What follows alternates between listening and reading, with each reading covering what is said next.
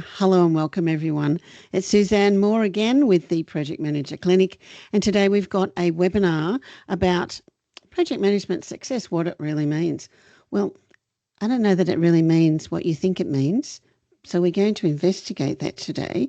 And with me I've got Margaret DeSantos, who you will recognise from our monthly Ask a Mentor session, and Margaret has kindly put the majority of this together today. We have got a presentation which you will see on the website. And Gianna Santoni, who is a very experienced program manager and also a change manager. So we will get a little bit of a perspective from all of that. But before we say hello, make sure that you subscribe to the channel, give us a thumbs up. We love doing these sorts of things, and we'll get going. So Margaret, how are you? I'm well, thank you. Super excited to talk about project success. And it's beyond the, iron triangle. So very super excited to explain what other factors contribute towards project success. Exactly. And how are you, Gianna? I'm very well, thank you. Thanks for asking, and thanks for inviting me to speak tonight on the webinar. Yeah. No trouble at all. It's fantastic. We've really got some great content, I think. Just when I was putting this together, when I was thinking about the topic, I'm always thinking about how you go into a recruiter, and one of the first things that they will say to you is, did you manage that project on budget and to scope or to schedule? And it's never that simple, right? It's really not that simple. I know projects that have gone all the way through and done all that, ticked all the boxes, and it's not successful. So we're going to dig into that today. Is it myth or is it truth? The project mirage, what we think success is. It's maybe a bit of a fallacy, what people really think it is. So the common misconception is that on budget, completed scope, and why traditional metrics, just like looking at the Gantt chart, they just don't tell the whole story. They really don't. I mean, besides that, there's often Gantt charts that are not even updated. So there you are.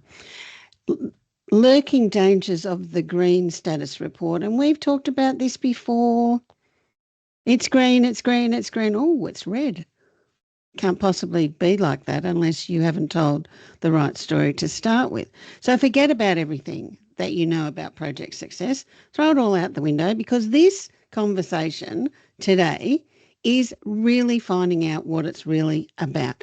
And we will bring in those project management tools and techniques for you to use so that you can actually get it done.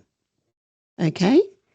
So there's some building blocks, of course, for project success, isn't there? So we'll consider those things as well.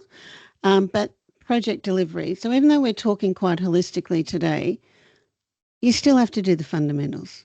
You can't miss out on the fundamentals. We're always talking about the fundamentals as well. So I'll let Margaret introduce those in a second. But just really quickly, it's project delivery, business case benefits realisation, stakeholder satisfaction, ongoing BAU and support. We're not just throwing it over the fence and hoping for the best. Project program governance and change management.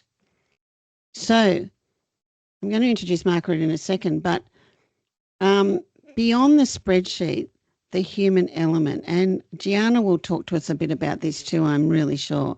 Cultivating psychological safety. And we've had a couple of things on this recently about managing chaos, empowering team members, recognising and leveraging diverse strengths, clear communication with stakeholders. Well, how do we do that, Margaret? Exactly. We have to, so we'll talk about the communication element, but we have to be transparent. We have to use all sorts of reporting methods, RACI, and also the comms plan that actually basically explains how we're going to communicate, when we're going to do it, how often we're going to do it. And so there's different ways to, make sure that people understand where we're at, what we're doing. And we get delivered. We get delivered. And you're going to talk a little bit about project delivery in a second. But Gianna, just from those things that we said, beyond the spreadsheet, the human element, and from a change management perspective, this is something that's really super important to what you're doing. So can you just give us a little bit of a maybe an overview of how do we create an environment, or how do we start to create an environment of change? Yeah, it's a really, it was a really good introduction, thanks. And the thing that really piqued my interest and my, was the comment that you made about creating psychological safety. And projects are really high powered. They're really, really complex and really stressful environments for people to work in. It's not like the regular day job at all. There are so many pressures on project personnel, both within the project itself and within the business. And so I think it's really important, absolute basic first thing is actually create a really good project team where people are working constructively together and are feeling safe to speak up, feeling safe to collaborate, feeling heard, and feeling validated in the work that they are doing, because we don't just drag people in off the street. The people in projects are highly specialized and highly skilled. And so we need to actually respect that and make sure that we're getting the value out of those resources that we can.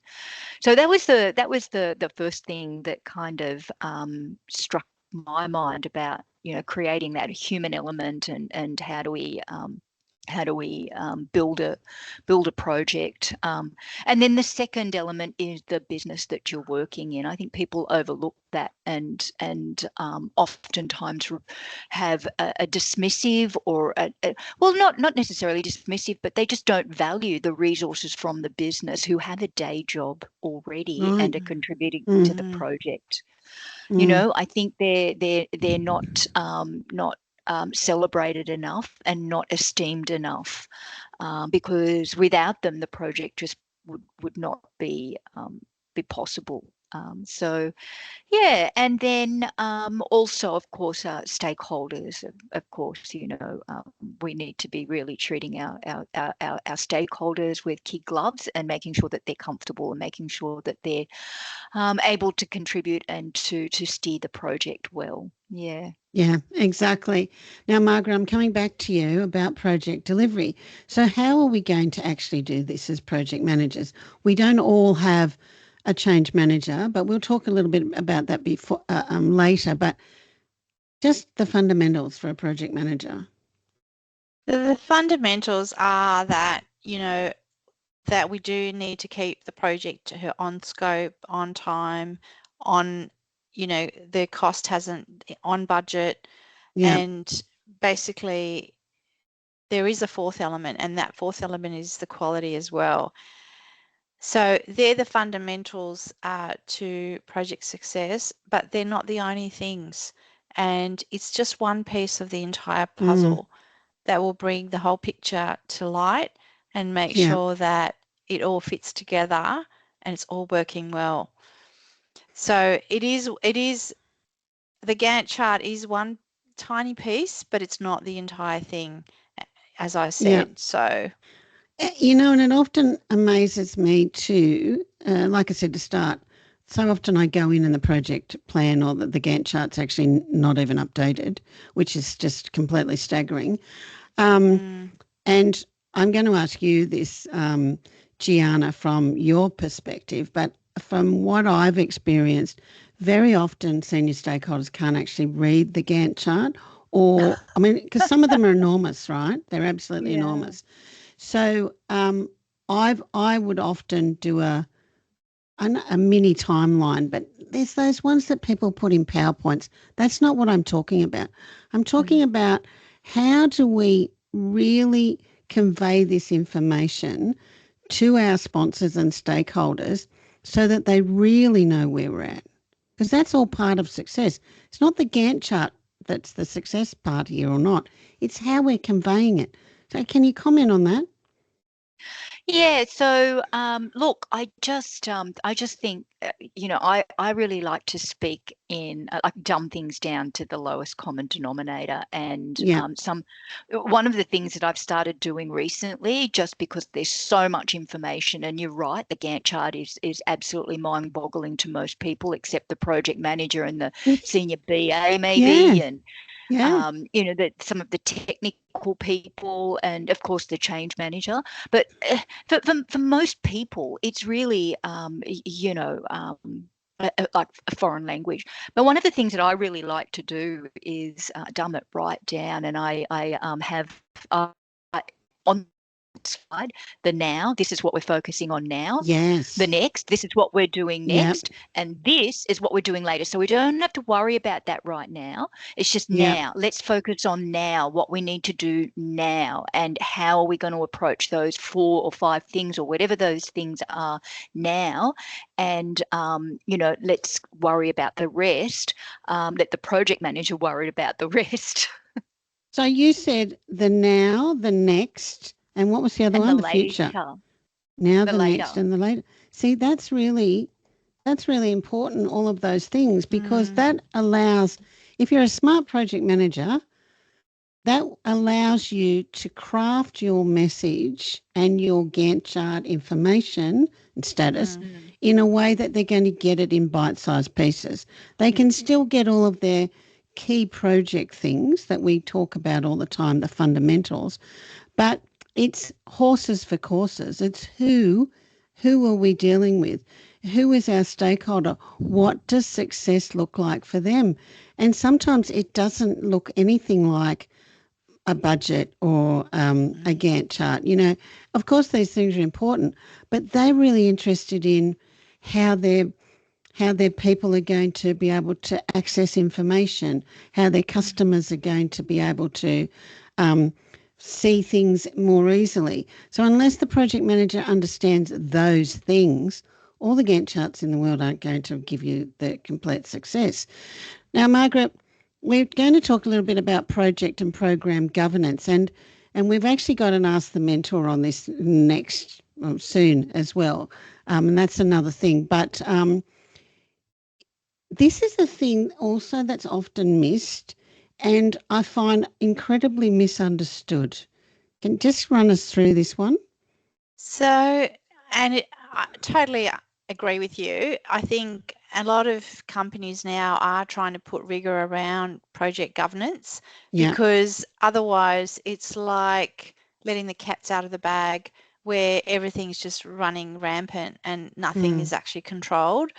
So ensuring that we have issues and risks, or RAID register is often what it's referred to, where you have risks, where you have, the issues, decisions, and where you have basically things that are agreed, and so and assumptions. So that's the total RAID picture. And so ensuring that, when decisions are made, that's actually recorded, and that, because what happens from the decision that's made, then other things happen in relation to those decisions. So, and that's why that's really important. Having regular reporting, so that's status reporting, you have your steering committee packs, and ensuring that the senior managers are on board and in line with what you're actually doing. And as Gianna said, what you've done at a high level, what you're going to do next. And, if you do want to have a look at the whole roadmap, what's in for the rest of the whole, plan. Ensuring that the dependencies and assumptions are reviewed and confirmed, because sometimes we make an assumption that, for example, we're going to have a resource and that assumption may not actually be validated. Or that, the assumption changes. And so ensuring that those assumptions are always validated and agreed and in place, that's another thing that needs to be done. And having a motivated and engaged sponsor. I mean, I always refer to this as, you don't want to have an absentee landlord. And that is a classic example where you're trying to get decisions made, or you're going to the steering committee and you need a decision to be made on something, and the state sponsor is not there to actually confirm the decision. And so you want to make sure that the sponsor is always engaged and, you know, motivated, so that you're not having this delay in, you know, decision making. And that is one of the top 10 reasons why projects fail, where you're waiting on decisions to be made. So exactly, it's classic. So Gianna, I mean, and you and I have worked together before, so some of these things are quite familiar to us anyway in project land, but also in the change management side. Herding cats, I think, is, you know, the term that was used. A motivated and engaged sponsor and stakeholders. What are the key change management things that we do to make sure we've got some sort of framework for success at say at this point where we're talking governance? Look, engagement is fundamental and key, and there are so many examples where, you know, I've worked on projects where there's been a sponsor, but there's not been anybody who's prepared to put their hand up and say, I'm going to be the product owner. Right. And so part of the engagement is finding who is a product owner, who are the stakeholders, and which one of you are going to take that responsibility, right? Which one? And I'm just thinking of one experience that I had where that was a very real one. And the project manager was acting like the sponsor, you know, because he had a remit to deliver the project, to deliver this implementation, to implement this system. The delivery manager was saying, build it and they will come. And it's like, what do you say to that? What do you say to that? So, you know, for me, you know, it's multifaceted, and there are many ways that you need to actually lever. You know, many levers that you need to pull. So. You know, like if that is the case, I mean, the project team are just as kind of much needing to be engaged as are the stakeholders. True. So an education piece on the project team to show the importance of engagement and the importance of change management, and how it's crucial that we engage from the top down, and how we actually hold the business to account to seek and find a suitable, the right owner for a product. And then to make sure that, you know, that engagement is done at the senior level, each and every, you know, a one-on-one engagement session. You know, this is what we're doing. This is why we're doing it. This is how it fits into the big picture. I want you on board for this, and this is what I need from your team. Do you know, like, all of them need to be engaged at that level, and then all together. And so when you go to the board meeting or the steering committee or whatever that forum is where decisions are made, it can be highlighted as a risk that, you know, this is the engagement issue that we're facing, and this is what as a team we need to build, what capability we need to build. I think, and being very transparent about that and doing it in the right forum, I think, is what is going to set from foundation to help set up from success. But anyway, there are many other ways that you can get that going, but they're just I think the key ones are the project team sometimes is overlooked, is that we just assume everybody knows what needs to be done. We absolutely do, and we assume that our team and everybody in our team knows what has to be done, and any teams that have got a dependency on our team, we also assume somebody else is looking after that. But you know, you can't assume that, particularly from a portfolio perspective or a large program. You can't assume that. You have to do that work in engagement, which is what you're saying. And I've often set up mechanisms so that people can contact me or somebody or some point in my program And they can just say, I don't think this is working very well, or I'm concerned about that. Now, they're outliers. They're not necessarily people that are on my team. They're not my sponsor, not my stakeholder, because we're already doing the work to engage them through project management land. But when it's a broad enterprise-wide program that you're doing and there's a significant amount of change involved, there's got to be some mechanism to identify stuff. And what I've found is if you do that engagement part that you're talking about first, Gianna, and you do it well and you communicate to the organisation, people will put their hands up. And they're not necessarily putting their hands up to complain. They're going, I'm really interested in this. Can I help you with that? You know, so that's a really important thing to not push away. And we might do another session on that. That would be my lift methodology, my lean fix-it squads, gathering these people up, using them and using them properly.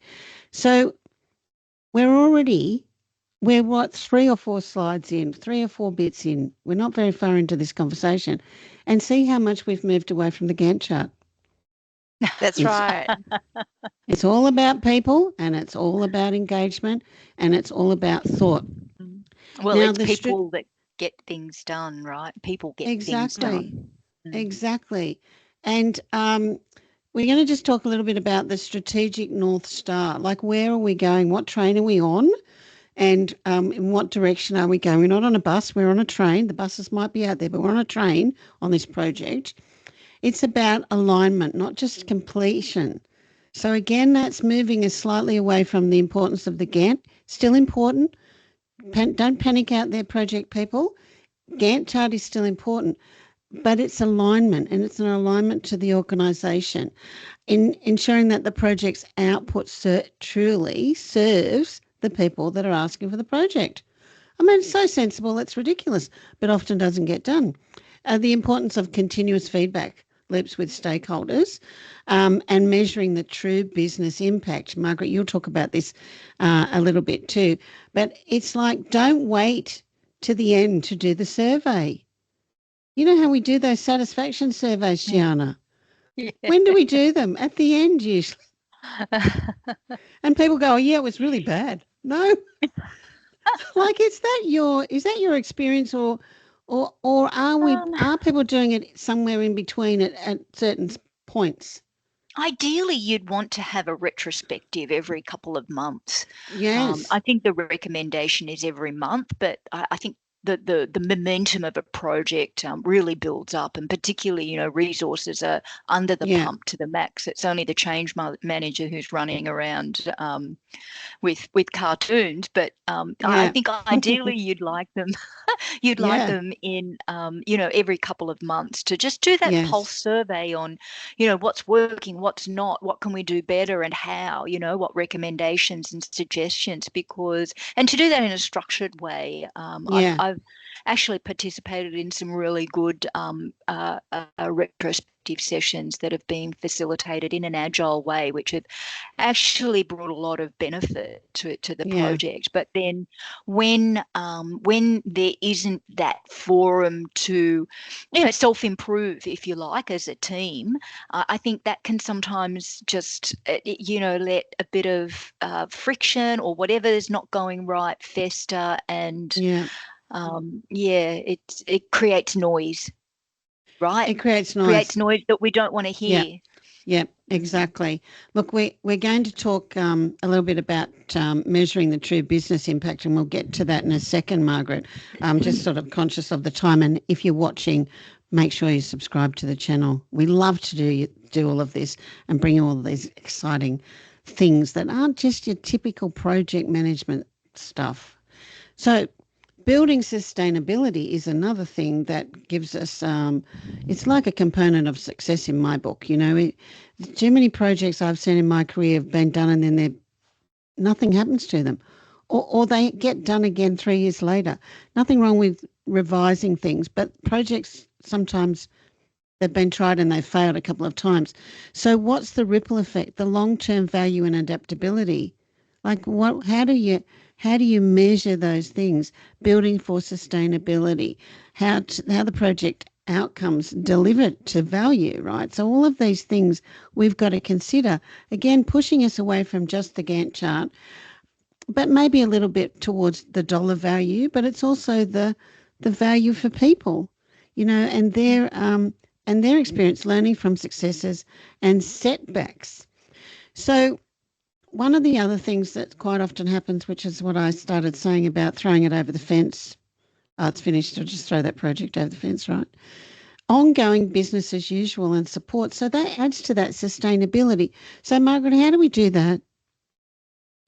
So to ensure that we're able to sustain the product or whatever we're delivering, the employee satisfaction and making sure that they're happy is to actually encompass training, encompass the making sure that whatever we deliver is being able to be supported. So whether that's internally supported through a help desk or whether that's actually triaged through the help desk and then, on boarded to a third-party support vendor, for example, and ensuring that everyone's on board, everyone knows exactly how the support is going to happen. And sometimes you might have a subject matter expert within the team to basically triage some fundamental questions about the product that we're delivering. So it might be that how do you do this or how do you do that? And so part of that also is training and ensuring that there's a manual or a guide on how to, so that people Gianna's understand. Laughing. I know. Because how often is that forgotten? A guide or how to do this. And and I think part of the sustainability is also including people's feedback into part of what we're delivering. So whether they're happy with what's being done, or if you hear some whispers, and sometimes I think Gianna knows that they might have some change. I know that we had in some organizations some change agents or change, and so people would hear from other people what they thought may not be working, and so you include that as part of the ongoing training, or to be able to sustain the product or whatever we're delivering to make sure that it's going to work for long term. So Gianna, what were you laughing about? Well, I just, look, I mean, it's great we do the training and everybody gets trained. I kind of come from it from a change management lens and, what is it that makes a project successful? And for me, have people change? Are they doing what you want? Have they adopted this change? Yeah. And how do we measure that adoption? So we can deliver a system and say, you only have to do it this way and it's only going to take you 5 minutes. Don't do it that way anymore. But if people aren't doing that, if they're still doing it, we're not realizing our benefits, are we? So we need to actually have that cultural change to stop, start, and continue, whatever it is, and whether that involves a business model change, some kind of benefit realization within the business, or whatever that is. I like to have a really robust adoption plan, a change adoption plan. What has changed? How are we going to measure that it's changed? And what data are we going to use to actually measure that? Because that tracks straight back into your project benefits, right? That maps straight back into it. And if it doesn't, then it's not really the right adoption metric to be had. But one of the other things was that was mentioned was around the help desk and the support and the hypercare, and I totally agree. And one of the things that I insist on, it's not always like welcomed with open arms, but I think with a bit of a few war stories, people go, they bend over to me. And one of the things that I really insist is like, when we go live, I want to see issues management sessions. I want to have a daily checkpoint, no matter how big or small that change is. I want a daily checkpoint where our champions, our SMEs, our project team, the leadership team can come and sit down. What happened today? What went well? What didn't go well? And what issues were raised? And then that way, each of those issues can be farmed out to the right person. Is it a training issue? Is it a gap in the knowledge articles? Okay, well, let's fix that. Is it a bad requirement that needs to be fixed? Is it a defect? On and on. So, and then that can be managed in a really structured way to make sure that the implementation is complete. Look, you mentioned the business case, and Margaret's going to talk about the business case now. And it's one of those things where, and you and I have experienced this, Gianna, I think, there's no business case. There's not been a bit, but the project's been going for over 12 months. Yes. You know, it's one of those things. But, you know, what can you say? Margaret, so how do we do this? How do we do this? So, yeah, one of the things that, you know, really contributes towards project success is that the benefits within the business case, you know, have been or will be realized. I have worked in organizations where half of the operations team will be made redundant as a result of a new system being implemented or the rationalization of the systems. And so there you have a benefit that will be realized. It may not be straight away when the system is delivered, but it was going to happen in 6 months' time. So that is a true value of a benefit that will be realized. And sometimes the benefits will have value towards it, or sometimes the benefit is actually strategic, where they're going in line with a strategic decision that they've decided to make, you know, and that's the benefit that will be. It might be a branding benefit that may not have a value put to it straight away. But I mean, these are the benefits that are contained within a business case that will show that the project will produce that benefit after it's been delivered. Yeah, look, and Gianna was talking a bit about this too, you know, what's it going to look like when it's been delivered? And I am often talking to stakeholders about, well, these are the deliverables. And so often the deliverables are not written like anything deliverable, actually. They're like very airy-fairy stuff. So the deliverables have to be very concise and be a real thing that can be delivered. It ideally will link back to the business case, the strategy or whatever, but they're not always measured either. And if they're not measurable and they're not tangible, they can't be quantified, it doesn't matter what you deliver, it's not going to be successful. Because at the end of the day, you know, if your sponsor thinks that they're getting a pink giraffe and they've actually got a blue hippopotamus, they're not going to be happy. You know, they might be the same size and the same weight, they're different colours, but no, it's not going to work. So project managers out there, please check, please speak to people. It's really important to communicate. Don't sit in a room with your Gantt chart. So really important. Now, we're just going to talk a little bit about a blueprint for how to get our projects thriving. And this is sort of a change component, I think. Now, what are the actionable steps that we can take beyond Gantt metrics, right? And we've talked about a few of them already.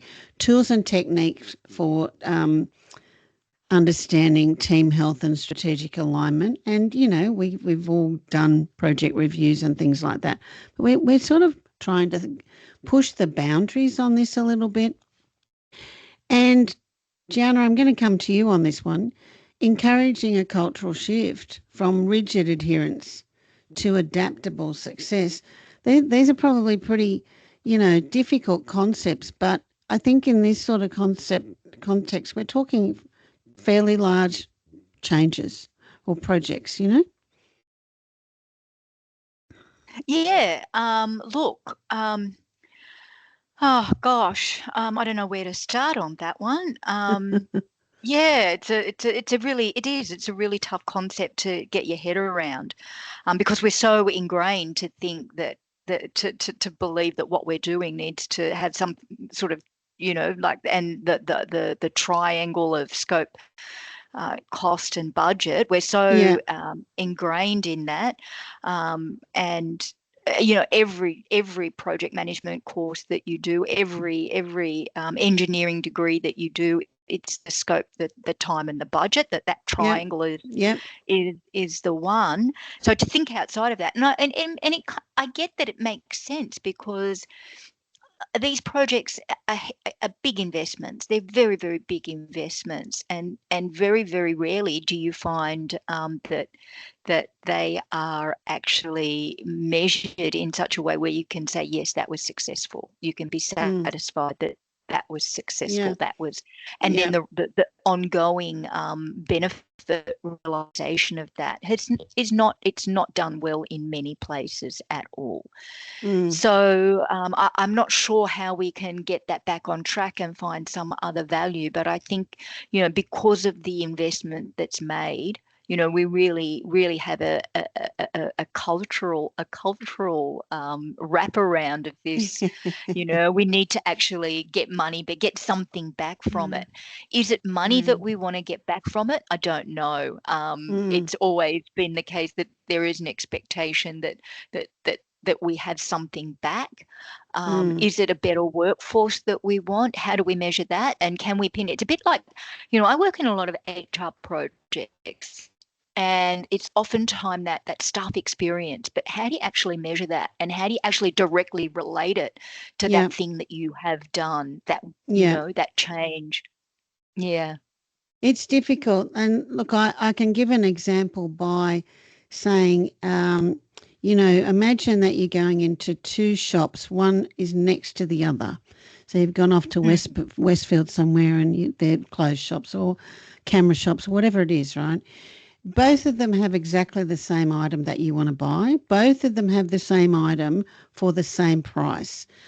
The first one that I go into might be slightly cheaper, but I've got to find this item through a pile of a jigsaw, basically. I can't find it easily. There's nobody in the shop to help me. And then when I do speak to somebody, they're rude. So my experience is not very good, even though that I could probably get that item a bit cheaper. I go into the next shop. It's a bit more spacious. There's nothing on the floor. It's easy for me to walk through. There is somebody there, and they come and they say, "Can I help you? And what are you looking for?" Eye contact, they listen to me. Well, which one am I going to buy it from? The second one. And it's not about money at that point. It's about my satisfaction, my feeling of being heard, listened to. So the value of that item has actually gone up because of my experience with buying it. So this is like a delivery thing. So when we're talking about stakeholder satisfaction, it's not just the time scope and the schedule the budget. It's that satisfaction part. The experience. Yeah. Exactly. Exactly. Yeah. And Margaret, you've put some things here from a project management technique. The key things that we would do in stakeholder satisfaction, and then I'll come back to you, Gianna, and we'll talk a little bit about stakeholder satisfaction from a change perspective, to sort of wrap up. But Margaret, can you just run us through from a project manager perspective? Yeah, sure. So in terms of satisfaction, you're looking at all the different types of communication methods, and that includes regular meetings. So you're getting information from the actual stakeholders themselves.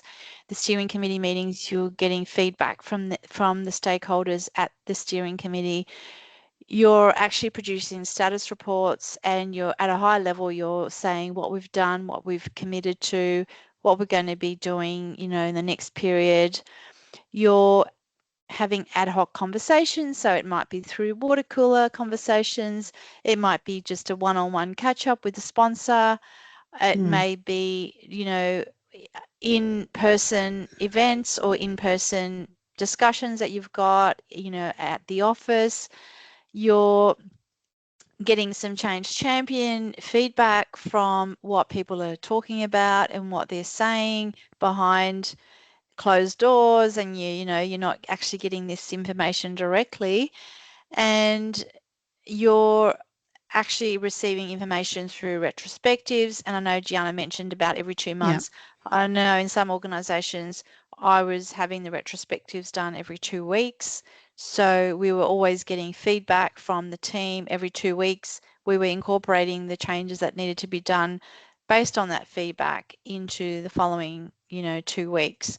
So we were always getting feedback, implementing it and making sure that it was done.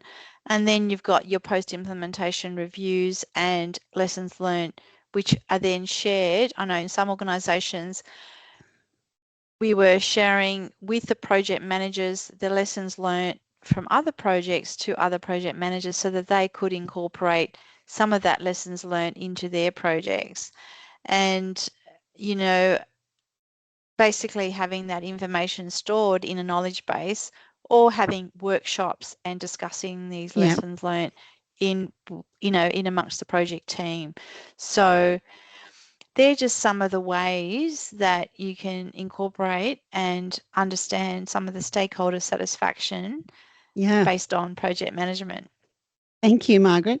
Now, Gianna, from a change perspective, there's a few advanced sort of tools and techniques that change managers use to get some stakeholder feedback or satisfaction, not just a survey, I'm guessing. But can you sort of comment on that? Yeah. So, look, you know, the stakeholder interview and the impact assessment is one that you get, that I get feedback from the different stakeholder groups, and oftentimes they can be very, very detailed and intimate conversations about, you know, what's going on not only in their team but in their broader sphere. You know, how they're how they're relating to the rest of the business, and what any issues are, any political machinations that are going on. And yeah, they're a really good forum to maintain that connection and that relationship ongoing. But a frank and open discussion is always a good thing, right? It is, isn't it? And I know that in some cases, you know, project managers have difficulty with their sponsors, and they can stakeholders. Stakeholders, and often if you do have a change manager on your program or access to one on your project, I would suggest to any project manager out there to reach out to those change managers, because they are the people that understand communication. They've got tools and techniques in their kit bag that we don't have, and change managers, I think, are a sort of slightly different beast in the way that they behave and can communicate. It's a different skill set, I guess, in some ways. So now, Gianna, did you have anything else that you wanted to finish up with? Yeah, just a comment about that you made just then around the skills of the the change manager. And one of the things that, you know, what we're here for is to build bridges. I mean, I know that's a corny phrase, but to actually get from, and that's between people and stuff. Yes. So yeah, people and stuff. And look, we didn't mention it here, but if you're not successfully communicating with procurement, for example, or vendors, if you've got vendors or contractors on your project, that will impact project success, but that's for another day. So let's just go back to what we were talking about. Is it myth or is it the truth? Is it really just all about the Gantt chart? Well, I think we've sort of said no. It's definitely not. There's a lot of things that it's about. I like, Gianna, that you said about the way to communicate a lot of information, particularly around schedule and what's being delivered, is the now. This is the now, this is the next, and this is the later. So that's condensing that information. Margaret, you talked about the RAID. We've talked lots of times about the tools that project managers have got. Please use them. Implement your tools. We talked about the RACI too, Margaret, such a powerful tool. Yeah. We do have some powerful tools, don't we, in project management right. land, I think. Yeah. You know, Yeah. People just don't always use them, which is a bit of a shame. Status reporting, and I'll say this again, tell the truth in your status reporting. If you aren't sure or you're concerned as a project manager, reach out to someone, reach out to a change manager if you've got one available, another manager, a sponsor, another stakeholder, or even another project manager. Here at the Project Management Clinic, we have a mentoring or coaching program that we can take you through for specific issues for project managers. So this is, if you got yourself or you're into a spot, or as a sponsor you've got a difficult project, reach out to us. Details will be in the description below on how you can access that sort of help. The presentation will be on the website. So you'll be able to download that as a resource. It's been fantastic talking through all of this with you, Margaret and Gianna. I really appreciate the time you've taken. It's been really good to have you. So we're going to finish up now, and hopefully everybody will have a fantastic project day.